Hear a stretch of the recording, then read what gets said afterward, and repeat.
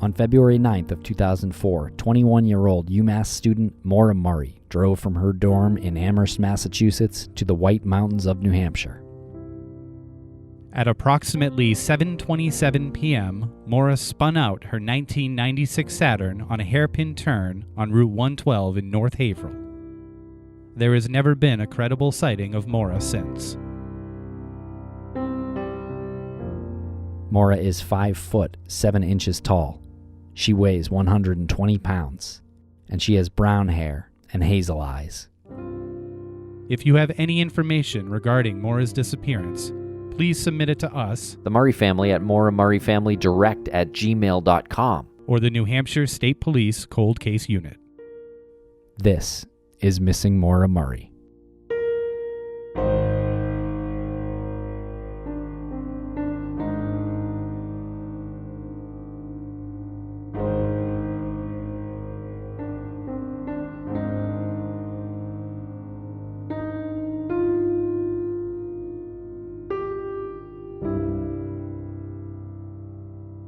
Welcome back to Missing Maura Murray. I'm Tim here today with Lance. Lance, how are you today? I am doing so well. How are you today, Tim? I am really great, Lance, and we are being joined again today by our guest, Mike. Mike was on the show a couple weeks ago and really got some of the best reaction we've ever gotten from an episode and from a guest. Yeah, especially a guest that's not related to the family or related to the accident itself. He was at UMass Amherst at the same time as Maura. He was a reporter there for the esteemed paper, The Collegiate, and he is really articulate and really knows a lot. And not only was he there, but he has followed Maura's case for a long time, and he has quietly put together a lot of details, and he's got a lot of really valid questions. The first time we talked to him, we primarily focused right on UMass, and we didn't intend to. We wanted to talk about the accident site and the route in which Maura went up to New Hampshire. He was very interested to talk about that, but he just had so much information, we needed to make it into a two-parter. And in this one, we do kind of deviate a little bit from the topic, the intended topic as well, but we do end up talking about the location, how her car was found after the accident, and again, lots of good questions here. Yeah, lots of good questions. We talk a little bit about UMass too, some of the lingering questions that remained from the first episode. And then I think you're right. We're probably going to have another episode with him because we really went on after we stopped recording and really just could have done another episode right then, I think.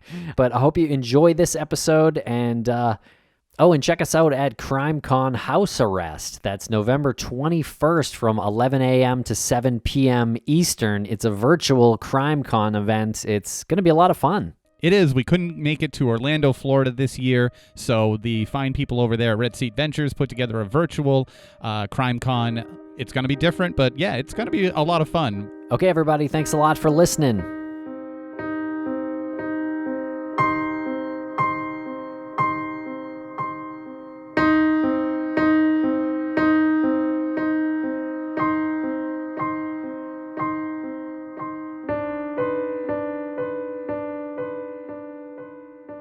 Welcome back to the podcast. Mike, how are you today?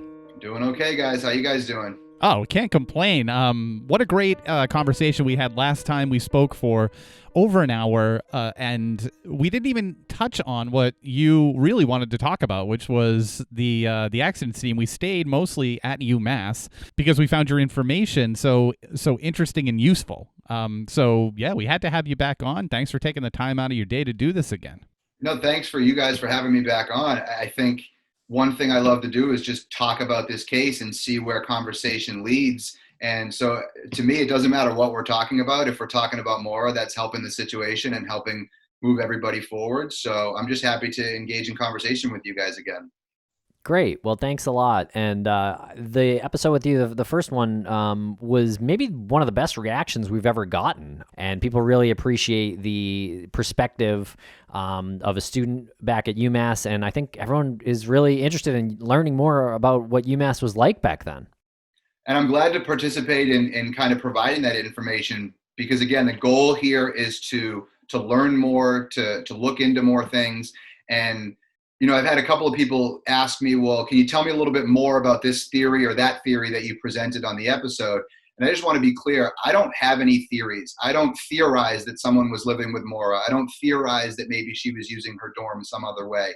I think the important thing to do here is, like I said last time, to expand our thinking. Right. And on those phones, did you have some information based on the desk that we were talking about in the first part?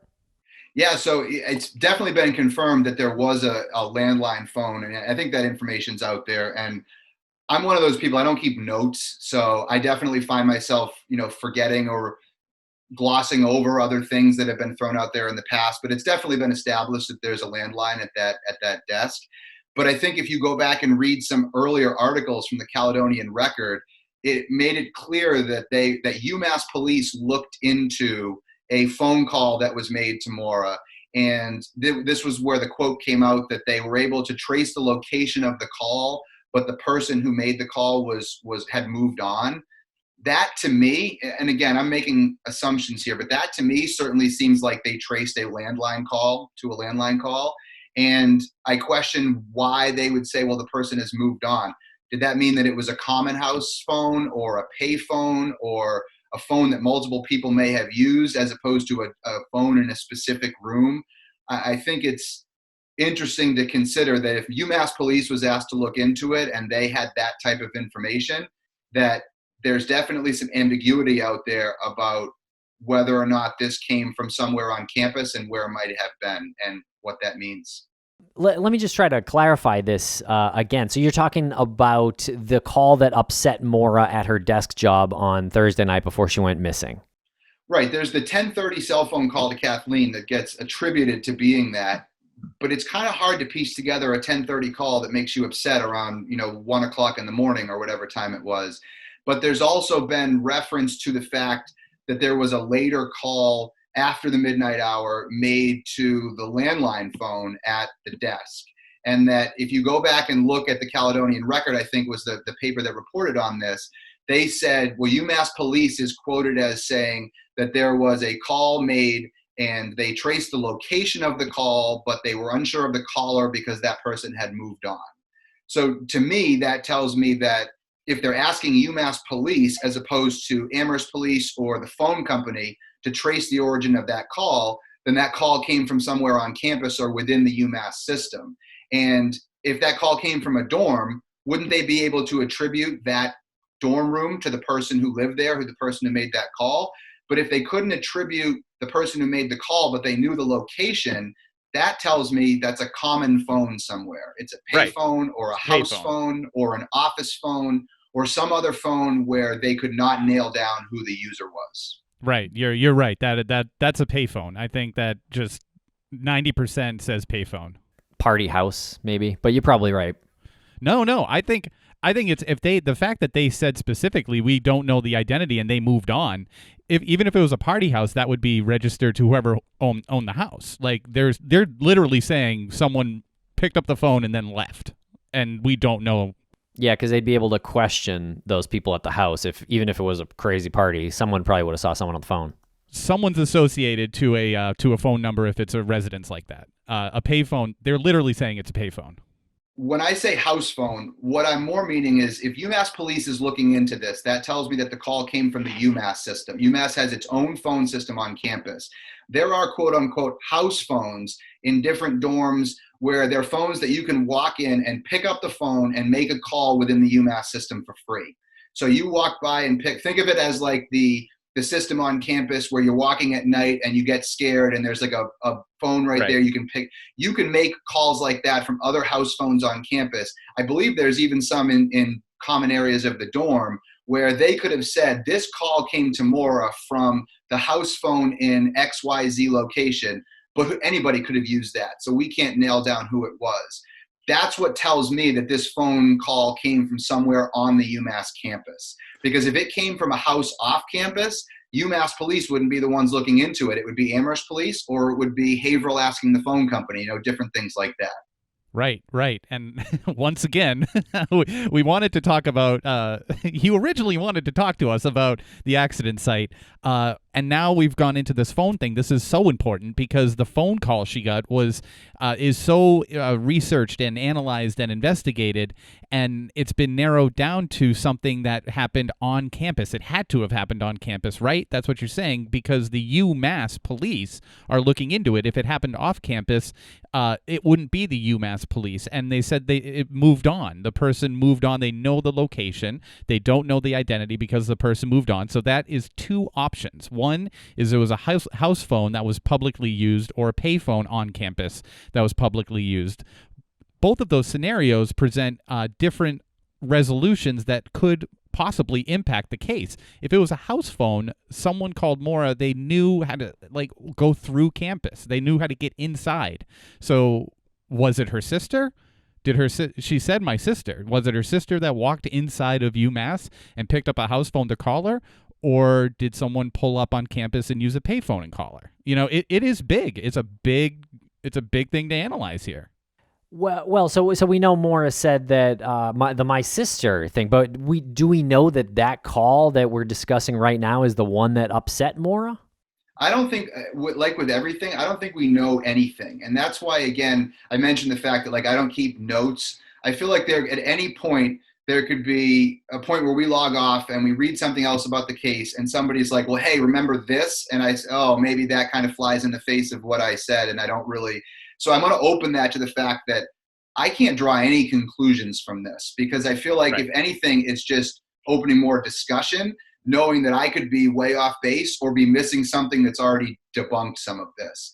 I think it's just important to kind of draw the line along the fact that it's still strange that a 10:30 phone call would have made her that upset 3.5 hours later, 2.5 hours later, without some other event taking place in there. And if there was another phone call in between now and then, whether it's, and it doesn't seem like it was the call to Bill. So if another call came in at some point, again, not drawing it back to the Vassy thing, because you guys know I don't necessarily think that that's realistic.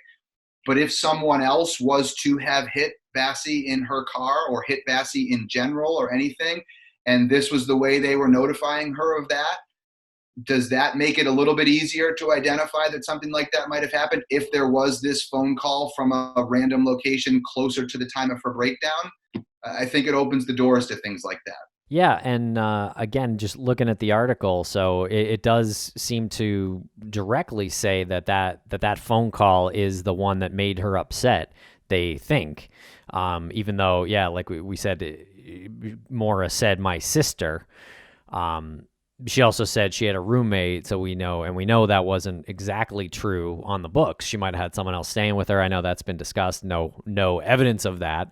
So I guess what I'm saying is she bent the truth about that, most likely. Maybe she bent the truth about my sister. I don't know. But it is really interesting to see that the UMass police were able to track the call and not identify with who they were speaking with. And they said Davies here, UMass Detective Davies, says her friends have no idea who called her. And I think if you go back and look at the UMass directory that people have referenced, it lists everybody's dorm phone number in there. So I'm pretty sure if they got a call from my dorm phone, they would be able to go back and look and say, hey, Mike lived in this dorm. This was the number assigned to him. He was the person that made this call. Whereas if the phone was, like we said, a payphone or a house phone, or even an office phone on UMass's campus, because all the different offices on UMass, whether it's, in the education departments or the athletic departments, they could all call within the same UMass system. There's a lot of places you could call from on campus to another campus phone that would be very ambiguous to nail down who the caller was. I think, to me, looking at that reference from the early days from the Caledonian Record, that to me points to the fact that there was a call from the UMass campus that may, I say may because we don't know, have made her upset. I also think it's worth pointing out that we've all seen how the different narratives in the different media accounts have changed and varied over the years. And I think it could be attributed to lying, by the sources. It could also be attributed to incorrect reporting at different times. And so it's hard to nail down which one is the right way up. Sure is. A lot of telephone game that happens in this case. I just want to say you're referring to the article in the Caledonian Record. It's titled Family Friends of Maura Murray Upset with Investigation, and it's dated February 27th, 2004. It was updated July 21st, 2016. Do you happen to know if the detail that we're speaking about with the phone call was that part of the update, or was that part of the original article? I don't think we have any way of knowing without going directly to the source with that. I think that's another part of it. Is I think one thing everybody can agree with is that different narratives have been written and rewritten over the years, literally and figuratively. And at this point, it's hard to nail down what the real narrative is. And that's why, again, this discussion is great. It's great to open our minds to these new ideas, just like we did in the last episode. But let's not confuse this with being a theory or, a definitive thing that because this paper said that, this is what it is. It sure looks that way, but we have to take everything with a grain of salt. Yeah. And I want to ask another question about UMass PD, and this came in from the YouTube comments from Braun. She wanted to know, how was the UMass PD perceived back then? Were they perceived as a joke? I mean, was this an official police force? Yeah, UMass had its own police department, and that's not all that uncommon in large universities, especially large public universities. I think the best way I can answer that is I'm not aware of any perception other than, they were there and they did their jobs and they were just a police outfit. They certainly worked closely with Amherst PD. I don't think there's anything that I could say about them that would give any type of information one way or another to help this case. They were just UMass PD, and they were there and they did their jobs, and that was kind of what they were. And they have they have actually detectives at UMass PD apparently. I mean, it's a regular police force. It's not the same size but I mean, if you think about it again, they're responsible for 25,000 people. So they have to have a police force that has the same ability and staffing and wherewithal that, any police force that, protected 25,000 people did. So think of it like a small town or a small city. Well, okay. So in that line of thinking, let me ask this way. If the UMass PD showed up to break up a party, would people run? Were they afraid of them, or were they just kind of stay there and be like, okay, I'll wait, I'll leave? No different than if Amherst PD rolled up. Okay. They could do the same thing. There was little difference. I think there's probably differences that I'm not aware of in terms of ability to do different things and whatnot from a police perspective, but there was no perspective that UMass PD was any different than your regular PD. Okay. And were the resident monitors affiliated to the UMass PD in any way? Did they speak about any of the actions that took place in the dorms, residences, anything like that? Not that I have any knowledge of. All right. So if you want, we can move on to the crash site up in Haverhill, New Hampshire, North Haverhill. You really wanted to talk about that. Is there something that you want to start off with, something that stands out? One thing in 16 years of reviewing this case that has always been difficult for me to reconcile is why she was where she was. Because context for people that don't know the area, I'm a skier. I've been a skier my whole life. I ski all over New England, Vermont, New Hampshire, Maine. I've made the trip back and forth from UMass to any of the New Hampshire points she was theorized to go to, Bretton Woods, Attitash, Loon, any of those places. I've made that trip a million times.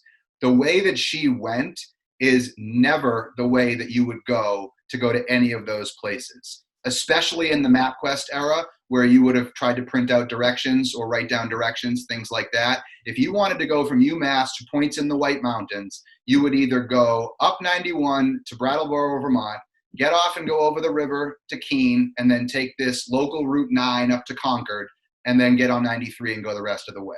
Or you would go up to 495 east in Massachusetts and get up and go 93 the whole way. Even if you MapQuest or Google those directions now, it would never take you past the crash site. It could give you a direction that is close to the crash site, but it would pick up 112 where 116 comes in.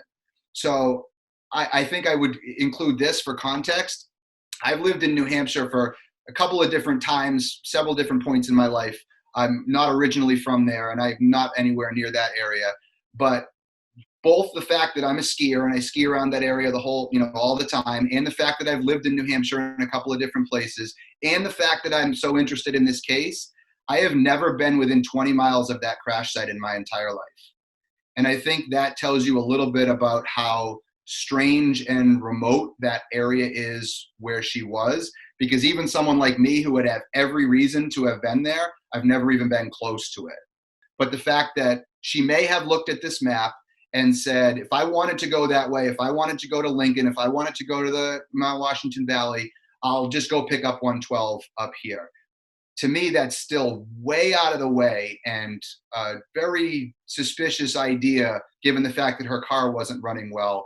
But I do think it's the only theory that I've ever heard that explains why she was up there.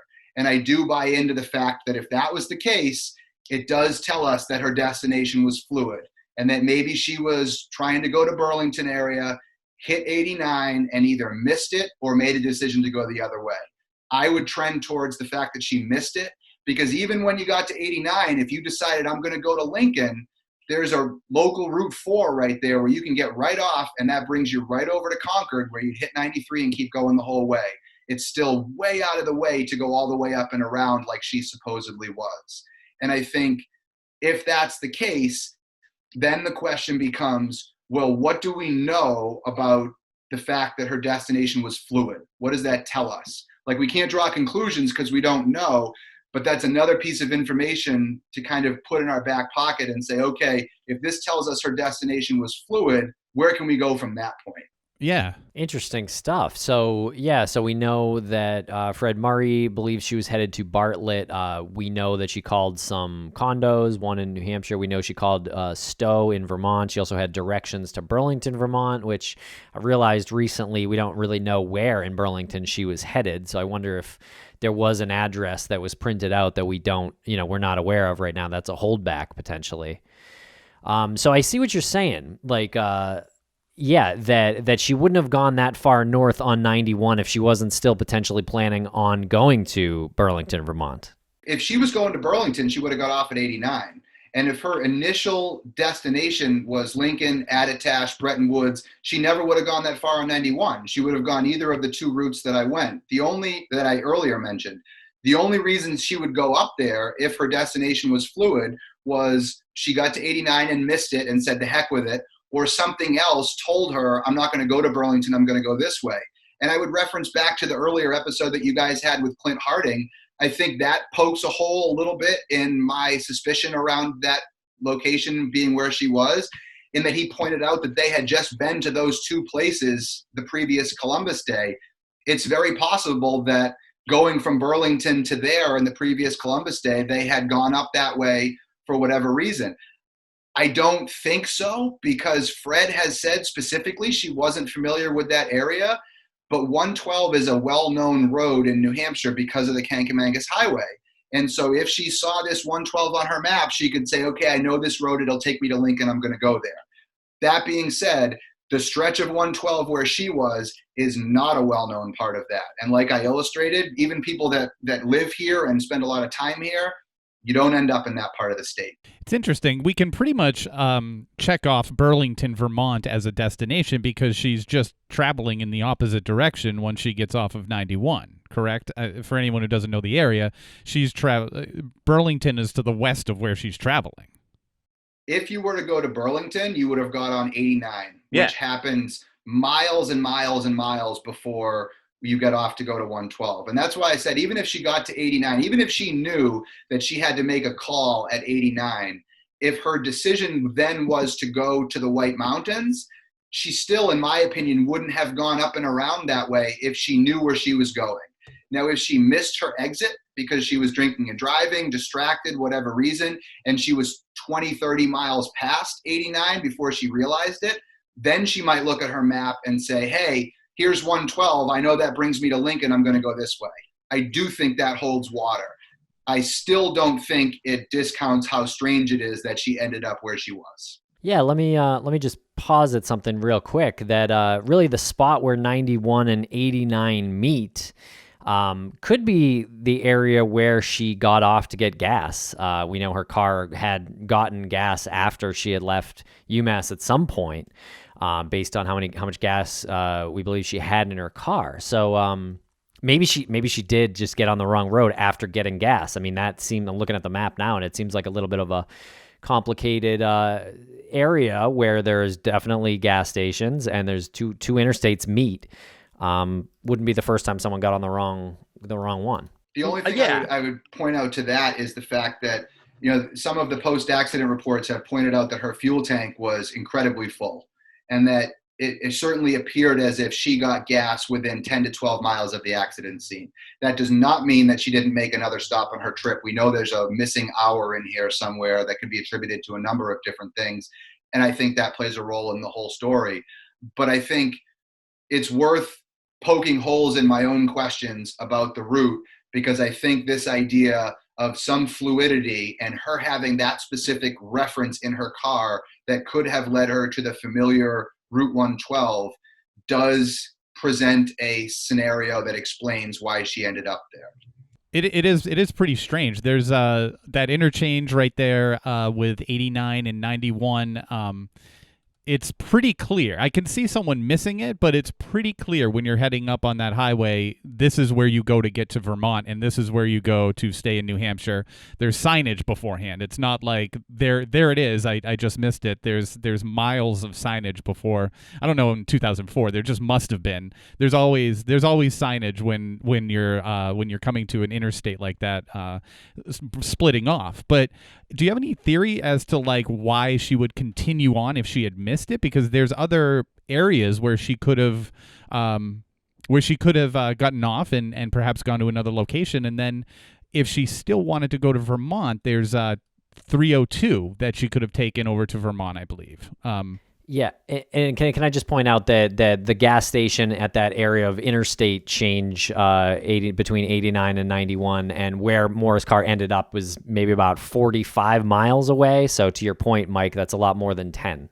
I do think it would be incredibly strange if she missed that exit, because that's one of the major interstate interchanges in the area. You're talking about your major east-west Vermont interstate and your major north-south New Hampshire, Vermont, Massachusetts, Connecticut interstate.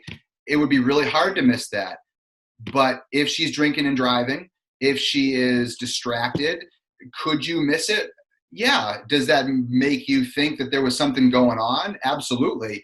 And I completely subscribe to the theory that if that was me, I would have had to have missed it by 20 or 30 miles to avoid just turning around and either, first of all, 89 goes back southeast. So you wouldn't say I'm going to go back 89 because you're heading back in the wrong direction. But at the same time, that would be the easiest way to go back. But more so than that, if you look at a map, there is a local Route 4 that comes in almost right near the interchange in the White River Junction area, where if she decided right then, I'm going to go to this place in New Hampshire, or if I miss the exit by a couple, but I want to go to New Hampshire, that's the road I'm taking to get across the state to get back to 93, which is the way people from Massachusetts know how to go to New Hampshire. If you were drinking and driving or otherwise distracted and missed your exit by 20-ish miles because you're really in a tough state of whatever's happening, that's how I see that playing out, where you look at the map and say, okay, I'm trying to get to Lincoln. I'm just going to keep going up there. But I can't underscore enough, like I said at the beginning, that is not a place that people generally go in the state of New Hampshire. And it's not like that area, like Fred said, it wasn't known to her. It's not like that area is like, oh, I know the Woodsville area, I'll go up there. That's a very remote, isolated part of the state. And I find it to be strange in any scenario that she made it up to that point. Oh, it's really good to hear somebody who has had experience driving up there for the destinations that people say Maura might have been traveling because of, like skiing or going to one of the resorts, like Bretton Woods or something. Someone who's been up there numerous times.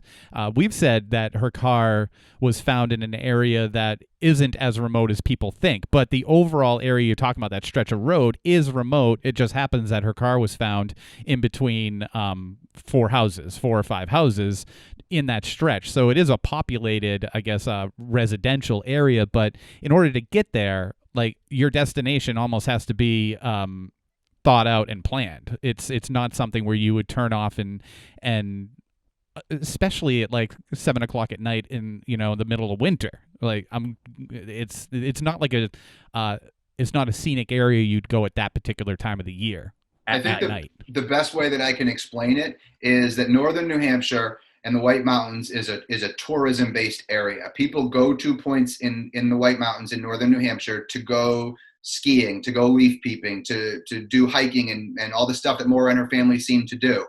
There is pretty much nothing, if not nothing at all, in that entire area where her car was found. I would even say within a 20-mile radius that would draw any type of common tourist to that area. Kind of what you just said, if you were in that area, it was very likely to mean one of only two things. You were going to that area for a reason, or you were going through that area on the way to somewhere else, which was your destination. And I think it's very easy to surmise that Maura was going through that area on her way somewhere else. But that brings me back to the question of why was she going that way? Because people have thrown out, well, maybe she was going to the UMass cabin. The directions to the UMass cabin put a lot of, put you in that general area. They still don't take you past that part of 112. And so even if you were going up in that area to go to the UMass cabin, it wouldn't take you past the Weather Barn corner. Even if you were to go up that way looking at a map to get to 112 to go to Lincoln, it's still coming from the south would take you 116 to the intersection of 116 and 112. It would not take you past the Weather Barn corner. Could Maura have just followed her little map because she was familiar with 112 and wanted to keep it simple? Yes, but 112 doesn't intersect with the highway. 302 does, 116 does. So if she was just following her map to get to 112, why didn't she get off before she did and take 116 up to 112? Maybe her map was a little too rudimentary and only had 112 coming in at 302 because of the fact that it was a Vermont map and not a New Hampshire map. Definitely possible. But as I've said several times, still strange. Yeah, this is incredible to wrap your head around, because if she had left UMass and was on 91 and her location, her destination was fluid, she had to have made the decision to go to Lincoln after Keene, New Hampshire, after passing Keene, New Hampshire, because to get to Lincoln, even on a MapQuest map, you would take that, I think it's Route 9, you'd take that over to 93, and then it's a straight shot, right? It's a straight shot north. You're going super roundabout if you're going up 91 and then cutting over that way on 112, which you said isn't even off the highway. So her decision to go to Lincoln, if in fact she was going to Lincoln or anywhere on 93, was made after passing that Route 9 opportunity cutting through Keene, New Hampshire. And that's southern New Hampshire. Agreed. The only caveat would be if she had a reason to be in the area that she was found. But even if you look at that route that you just described, which is the route that I would have taken if I was going, and I did take many times, and not just Lincoln, to Bretton Woods, to Attitash, to anywhere in the Mount Washington Valley, any points in the White Mountains, you would go that way. Say I don't want to drive this local road at night, I want to stay on the highway. You still wouldn't go the way she went. You would take Route 2 east to 495 in Massachusetts, take 495 to 93, and go 93 up the whole way. You look on a MapQuest or a Google Maps or directions right now, it still gives you that as an option. All of these are options before the one that she took. And even if you find, sometimes Google Maps nowadays will give you directions up in the area where she took. Like I said before, it doesn't take you past the stretch of 112 where she was found. It takes you to the point of 112 where it runs to 116 and nothing before that. So I agree. I think if she made the decision to go there, she wouldn't have gone the way that she did. So it either tells us that she wanted to go to the area where she was, which I have no reason to believe because we have no evidence of that, or her destination was fluid and there was some kind of craziness going on around the time where she had to make her decision, and she ended up that way. Wow. Yeah, that's fascinating. I put in the directions from UMass Amherst to Bartlett, and it takes you, you're exactly right. It takes you on I should say the secondary route takes you across that mountain pass, 116, and then later connects you to 112. But again, to your point, that's past the accident point on 112. That's like 6 miles down the way we believe Maura was heading, where 112 and 116 meet. So if that was what she did, then she was going the other way. Then she was going west. I do think, not to keep coming back to this, but I do think that what has been thrown out there about the Vermont attractions map is very valid. That map was a map of Vermont. And you guys have seen maps like that before. It shows little pieces of bordering states with only very basic roads coming in. I do think it's possible that if she looked at that map, it may have shown 112 coming into the 302 area, but maybe not 116 or maybe not another direction. And she looked at that map and said, here's 112. I know that brings me east to where I want to go. I'm going to piece my way up there and get to 112 because I know that brings me to where I want to go. Is that the best way to go about taking the road trip that she did? I don't think so. And I mean, the elephant in the room is if her car was down a cylinder and running terribly, why is she driving all over the place in these out of the way areas to go somewhere when you'd think, I mean, that's my problem with this license reinstatement theory. If her car barely rode, why would she take this multi-state roundabout gigantic circle of a road trip to go pay that fee when she would go directly there because her car barely runs? Maybe she doesn't want to drive on New Hampshire roads for as little as possible because her license is suspended. Any of the previous routes in terms of taking Route 4 over to Concord would be much, much less driving on New Hampshire roads than the way that she did. Why is she driving her beater car that barely ran all the way up where she was? On a suspended license in New Hampshire. Right. And who knows if she really knew about that? I do think that's right. important information, and I think there's a good chance that she might have. Here's the other thing. And I mean, again, I've seen this speculated about, and again, this is not me trying to paint this as a theory, but more just opening up to some of the other possibilities. Given what we know about what was happening in her life and her presentation that Thursday night, it's very possible that she had some kind of psychological event. It's very possible that she had some kind of dissociative break, that she could have been in a fugue state and looking to move as quickly as possible to get out of where she was, and that maybe all of the things that she was doing were not logical because they weren't coming from a logical place in her own mind. And we've been spending all these years trying to pin him down from a logical standpoint, and it's very possible that they could have been very illogical and interconnected because her mind wasn't in the right place. And I don't want to put that on her because I have no evidence that that's the case, but it's another way to think about the fact that there are a lot of possibilities out there that are very possible that we have to be open to, because the things that we've already been considering aren't leading us anywhere. Yeah, well, it certainly opened my eyes to a few possibilities here. There's so many things that you just kind of dismiss when you're looking at the case, like the route and even her stopping for the cash that she took out of her bank account. A lot of these things are details that you read and you say, okay, well, that happened. I'm not sure why exactly she took that route up, but hey, she took that route up. Is that important? I think at this point, just talking about it, I think it is. I think it is because either, like you said, it opens you up to the possibility to the consideration that she might have not been in the right state of mind, that there might have been something that happened prior that night, or maybe the accident that she had with her dad's car. Maybe something happened during that accident that put her into this fugue state. Which is entirely possible. People do have these states before, and they go through entire days without realizing it, and they come out of it, and people tell them what happened. This is entirely possible, something that isn't considered very often. So where does that bring us? You know what I mean? Like, if she was in this fugue state, where does that bring us? So she did end up there. She didn't realize she was driving in that direction. She didn't realize what she was doing. And she's there and she's able to have conversations. So no one really recognizes that this is somebody who's having some sort of mental break. Where does that bring us? Someone took advantage of somebody who's having a mental break now? And if not, then the destination is there, because it's so, I mean, I'm speaking totally hypothetical.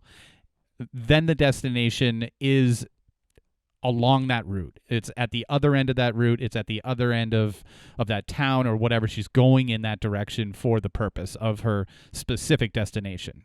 I think those are two very interesting scenarios. If you understand the psychology of things like that, people who have dissociative events are, in situations like this, you don't necessarily know from an outward perspective that they're having a psychological event. They could present as they typically did, but it's what's going on in their head that is not presenting as it normally would. So people could have encountered her in the previous days and not known anything was up other than, the event that she supposedly had Thursday night. But in her mind, things are moving in a very disconnected or disoriented way. I think, I told you guys before that I don't have any theories in this case, and I don't. And people have always tried to pin down, well, you got to have something. You got to think of something. If I was to create a theory in this case, this is what I would tell you. I believe that if we looked at this case for 16 years and haven't come up with anything, that tells us something. And if there was some kind of conspiracy involving multiple people, I tend to think that over the years, somebody would have cracked or something would have cracked and we would have heard about this. If I was to theorize what happened to her, there was a random event that happened in her life that none of us could ever predict.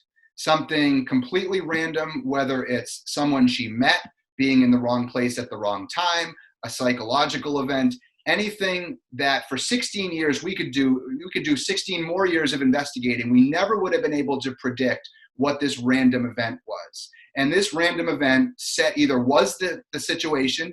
I think the most likely is she was in the wrong place at the wrong time with a local dirtbag, to use Fred's words. That makes a lot of sense. But we can't predict any of those things because it was that random. And so either that random event led to her disappearance and demise, or set into motion the events that led to that. And because the random event was the catalyst, we have no way of predicting that.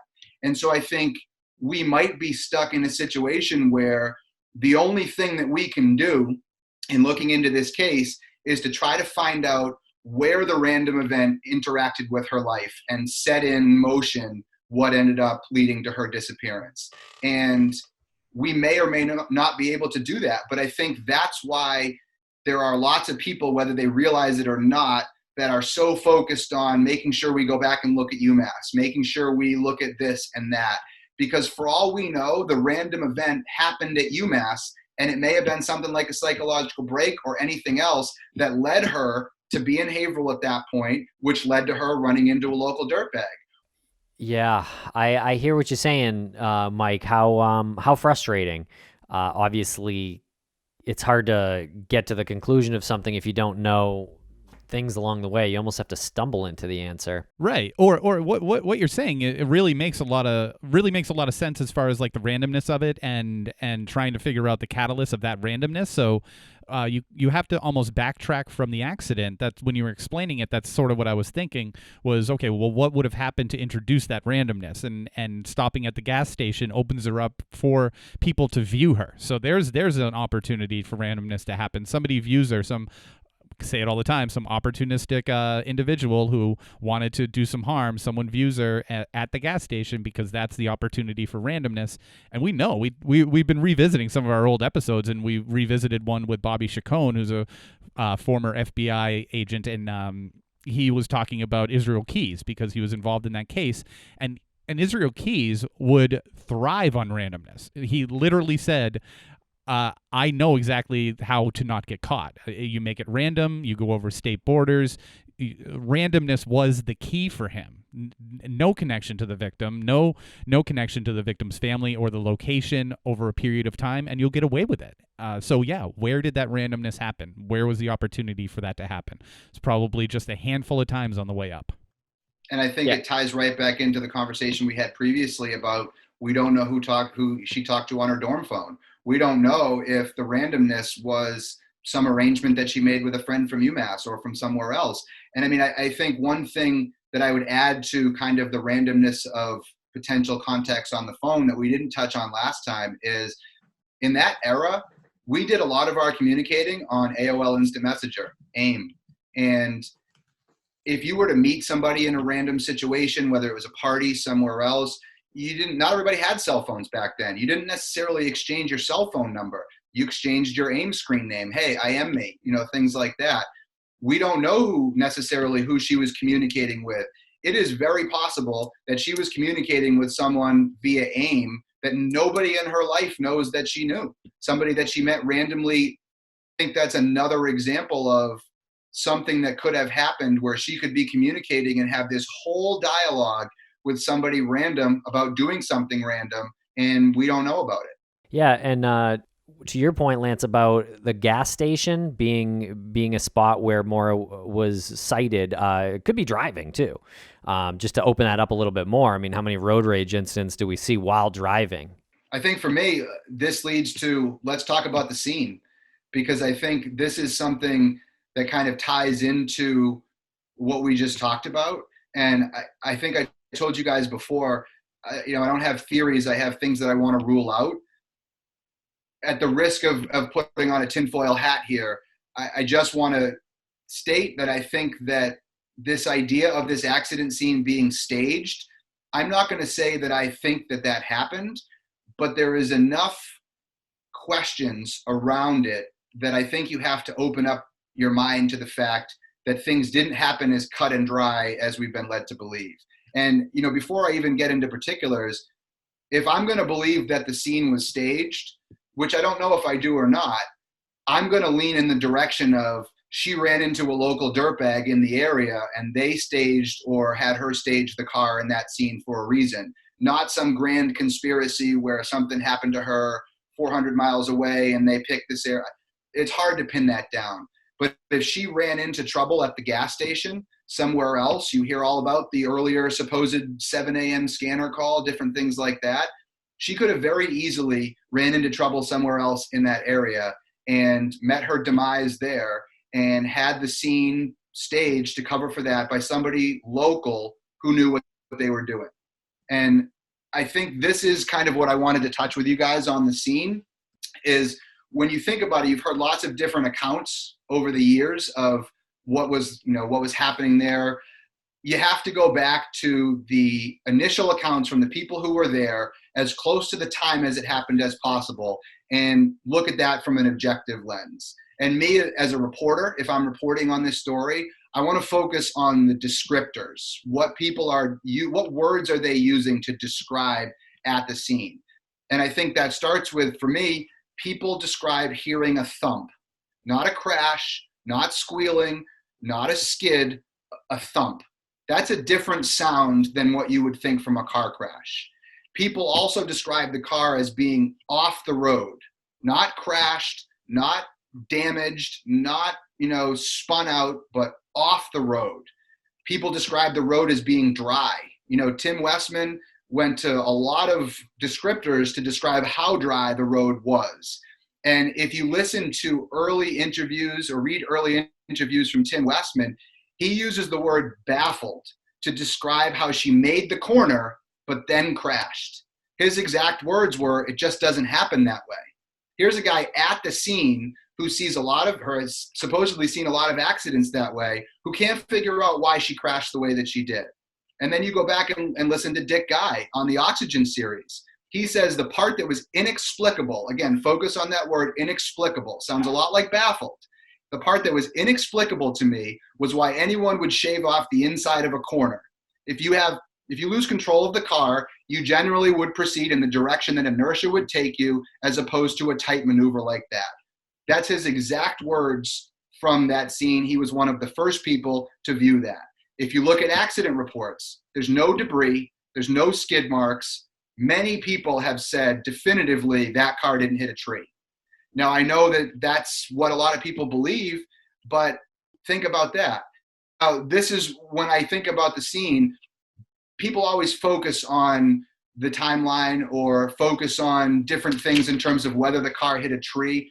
What I focus on is how'd the car spin around? How'd the car end up spun around? And I've heard this, well, she backed it out. First of all, if she backed it out, why didn't she leave? And second of all, if she backed it out, why leave it on the wrong side of the road facing the wrong way? She could back it out, just pull onto the westbound side and pull off on that shoulder. Why is the car facing the wrong direction? Yeah, I think what we've talked about is it's coming around, right? It's heading in an easterly direction. So it comes around that corner, and that corner is, You're essentially cornering left, right? If you're coming from that direction, you're cornering left.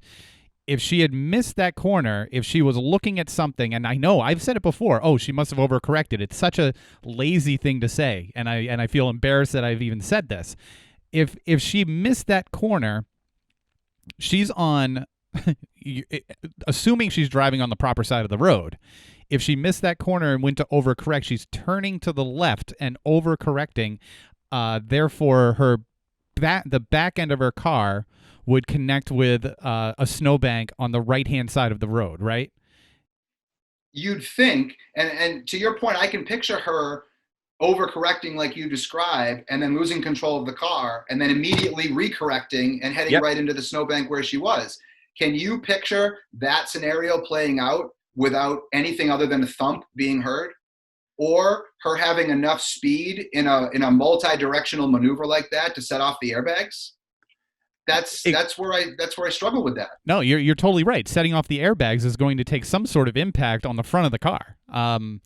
And her overcorrecting to the point where she spins around facing the other direction is super interesting to me, because what did she hit at the front of the car? Why didn't that stop her if the airbags went off? The airbags went off because she hit something in the front of her car. How did she end up spinning around and facing the other direction? And also, real quick, before I forget, when they say that she shaved off part of the snowbank, which side of the road was that snowbank shaved off? What was? He's talking about on the westbound side. So he's saying, why didn't the car drift off so she pulled a tight maneuver, in his words, which is what you described, which is overcorrecting and then recorrecting. I can see that happening, but can you see that happening in the context of the descriptors that I just mentioned, which is no description of a crash, hearing just a thump, no damage to the bumper, enough of an impact after two corrections to be traveling at the 30 miles an hour that has been speculated was necessary to produce the crash that she, and then again, to me, it comes back to, if she was able to back the car up out of where she was, why did she leave it the way that she did? And why didn't she drive away? I don't know. No, I don't think she backed the car out because she wasn't able to start it again after the accident. And I want to point out that the impact at the front of her car could have just been the ditch. I think that's kind of an often forgotten element of that actual scene, is that there is a little dip right there. It's several feet long and even deep, maybe a couple feet deep. So that I think that could account for the accident. That plus the snowbank, or I'm sorry, it could account for the damage. As far as the accident goes, I'm just as confused as you guys. I've always looked at the scene and not understood how it happened if she was heading the direction we've always been told. Oh, just real quick, I just want to say there is a ditch there, and we've seen it, but we've seen it without snow, and we were told that there are snowbanks there. So I don't know if it was even possible for that car to fall into a ditch with the snowbanks right there. Snowbank could have been past the ditch, could have been, pushed. I mean, how did she turn the car around though at that point? Well, I'm looking at it as separate issues. The way the car ended up and that ditch with the icy snowbank. I'm assuming that as snowbanks get here in New England, they get ice hard, like rock hard, especially in February. Yeah, when they're packed down and it's an old storm, and there's some rain or whatever on top of it too. But yeah, so that ditch plus like the real hard little snowbank, and it was a small snowbank too. So, but I just think that could account for it. Maybe it's the tree. I don't know. The police report says that, but again, as far as the accident, I have no answers at all. I don't want to discount and make it sound like I'm trying to convince anyone that she didn't crash there. I think you're right. I think her going into the ditch could in some way account for the overhang impact that people describe. I have a hard time picturing it. I think that there is a lot of suspicion around that, in the same sense of, again, it comes back to me. People described a thump, not a crash. What type of thump cracks the hood like it did, pushes the radiator like it did, and deploys the airbags? That's a crash, not a thump. People heard the acceleration beforehand. I think it's also been mentioned that it's possible that she could have started the car. I know that there is this inertia switch and different things like that. She may not have realized that she should have started the car. But again, let me bring you back to a couple of early accounts after the accident.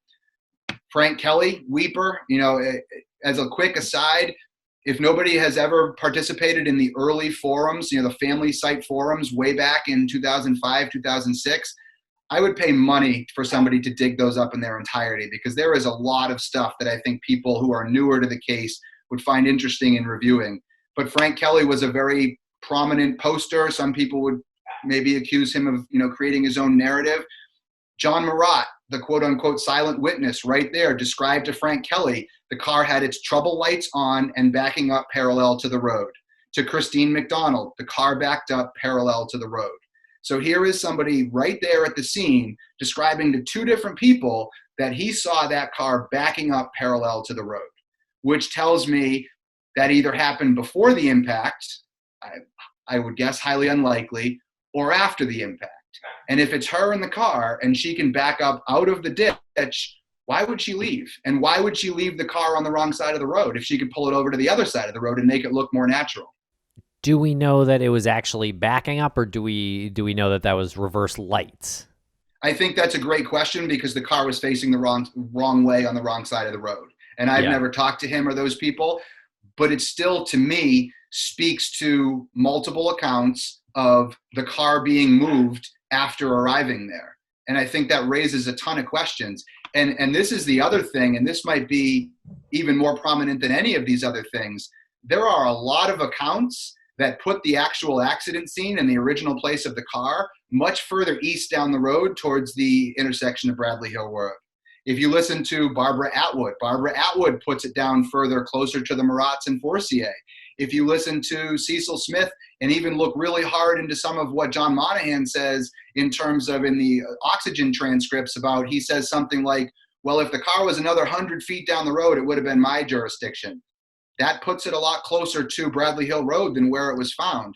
Not to say that I have a theory related to that, only to say what my overarching point here is, which is something about the scene is not right. No, you're right. Going back to all of the old accounts, every account from newspaper articles quoting neighbors or police, and this is another thing that I've just been super dismissive of, that it didn't add up in my head, but I just dismissed it, is most of those accounts say it was about 100 yards from Bradley Hill. It was about 100 yards that, the dogs lost the scent right at Bradley Hill, which was about 100 yards from the accident site. And even standing at the accident site, I remember standing there and looking and saying, that's definitely longer than 100 yards. Like, if you're directly across from the Westmans, if you're close to Old Peters Road, if you're at where the ribbon is, that's more like 200 yards. It could be more than 200 yards. And 100 yards is something that people can sort of determine in their head without really doing a lot of math. You can look and say, that's about a football field. You can think that, and because you've seen it on TV, you've seen it, and 100 yards is a very round answer to give. I feel like if it was more than 100 yards, people would say, it was maybe 150, 200 yards, but 100 is like, it's always been stated as 100. But when you're there at the ribbon and you look, you go, no, that's not 100 yards from the ribbon. Yeah, it's more. Even Tim Westman, when you guys nailed him down with John Smith that time and we're chatting with him, he made it very clear, even to a smaller degree, the ribbon tree is not where he saw the car. It was by the Grove of Three, right? So what do all of these things tell us? I have no idea. Does it tell us Maura was in the car? Does it tell us something? I have no idea. All it tells us is there's something not right and something happened. And I go back to James Renner had this line, I can't remember where it was, where maybe it was in his book, where he said, we don't know what happened to Maura because we don't know what happened on Wild Amanuset Road that night. And I think that is what it comes down to, is we don't have a clue what happened in that little space and who was involved. And I've always subscribed to, well, if this was a staged accident by her, or if this was a staged accident by somebody else, why wouldn't she drive another 5 minutes? Because for those who don't know, once you get past Bradley Hill Road, that becomes a remote, desolate mountain road for the next 20 minutes. If you were going to stage a car, where would be better than to just dump it in the woods or on the side of the road where nobody would ever see it? Think about it from this perspective, and this goes back to a lot of what Frank Kelly talked about in some of his early investigation. What if she ran into an earlier demise with a local? Maybe the 7 a.m. scanner call put her in position to be in a tough spot with a local dirtbag. What if that local dirtbag knew that the jurisdiction changed right there at that accident scene? And what if they had enough forethought to say, if I dump her car here, the first responder is going to be behavioral police. And it won't be until they then get state police on scene that anybody's going to be able to go east. So if I want to dump the car there and then I want to flee east because I know it's going to take a while before anybody looks east, then that becomes the perfect place to dump a car. Then on top of that, you put the fact that all these guys can't figure out how to go east. It makes for the perfect getaway if somebody really knew what they were doing. Yeah, it's interesting if someone was aware of the jurisdictional lines. That is definitely interesting. I think that's kind of a big part of your point. The 7 p.m. call. I just want to point out that 7 p.m. I think you said 7 a.m. That scanner call, police call heard on the scanner that is I think has been redacted or not released. So there's some mystery regarding that call still. So I know that was the call that's been kind of bandied about over the years about a car off the road and a female supposedly leaves in a private vehicle, and multiple people have reported hearing that. It's not in the records. We don't know if it exists. That may or may not be part of this narrative. Whether or not it is or not, I think some of the questions around the scene still stand. And I think it again comes back to, did she encounter a random event? And this is part of it. Or did the accident happen exactly the way it's been described, and we just can't, piece it together in a way that makes sense because we weren't there to see it or hear it? I think it could go either way. I think the only other thing that I would mention about that is, did we underestimate how far she could have made it on foot from that scene? Because she's a runner, and if she decided that she was going to take off running because she knew she was going to be in trouble, to me, if she made it past Bradley Hill down 112, or even if she made it a good ways down Old Peters, all bets are off on where she could be, because she could have been picked up by someone who took her who knows where, and we may never find her. And I think it's definitely realistic to think she took off running without knowing the area, not knowing that, hey, I've passed nothing but civilization to here. If I keep running, I'm going to go to the next store. Having no idea that she's about to head into the forest with nothing there. And then she gets down there, she starts to get tired, she starts to get cold. Now I'm going to flag the first car that comes by. And because it didn't happen at the scene, we have no way of fitting. And in that sense, there could have been a struggle. There could have been a murder there for all that we know. But because it's so remote, nobody ever saw it. And how are we ever going to nail that down? These are the type of things that make me struggle with the fact that we may never be able to pin down what really happened to her.